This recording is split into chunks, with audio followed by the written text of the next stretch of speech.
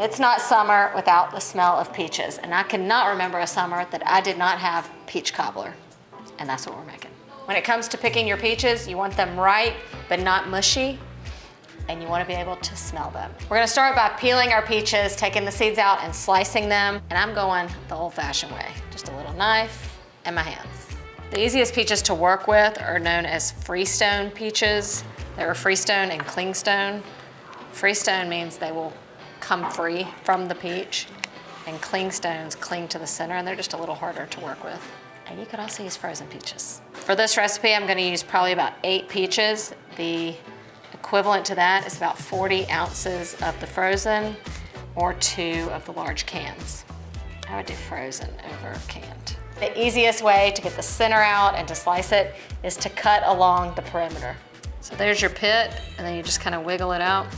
The riper your peach, the easier the pit will come out. I'm not over here trying to make the most beautiful slices, because at the end of the day, it doesn't really matter. Once they're cooked down, they're gonna lose their shape anyway. Just remember that, you don't have to be perfect. So I'm gonna put all these peaches into a bowl. I'm gonna add a little lemon juice to keep them from turning brown, and then add in white sugar and brown sugar. For flavor, I'm adding cinnamon and nutmeg. All right, I'm gonna toss this evenly, and then I'm going in with a little cornstarch. The cornstarch is important here because as this cooks, the peaches are gonna release a ton of juice, and the cornstarch is going to kind of thicken that juice up. All right, and then we're just gonna put our peaches into our baking dish. I'm gonna give it a little coat just around the edges.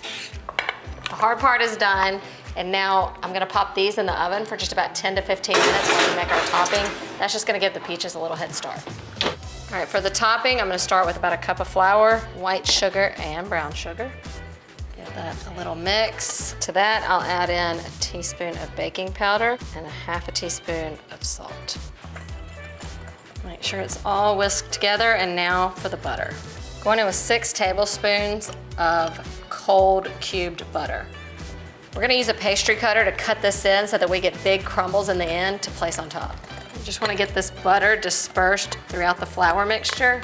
Once you've got the texture of like really wet sand kinda, we're gonna go in with a little bit of boiling water just to kind of bring all this together. I definitely don't want this mixture to be too wet. That looks good to me. Oh yeah, we've already got a little bit of bubbling going on. Here we go. Now, we're gonna cover this with that topping. It'll spread out a little as it bakes. This is why it's called a cobbler. The top resembles a cobblestone street. To add even more crunch, which is so good, we're gonna top it with a little bit of cinnamon sugar, and then it goes back into the oven until it's all done and bubbly and perfect. Get the ice cream ready. Ooh, this is what cobbler is all about. Bubbly, crusty. I'm gonna let it sit just for about 5 to 10 minutes. It'll still be nice and warm. I'm gonna top it with some vanilla ice cream. Get ready for maybe one of my all-time perfect bites. I'm so excited. I'm gonna need a minute. 1000%.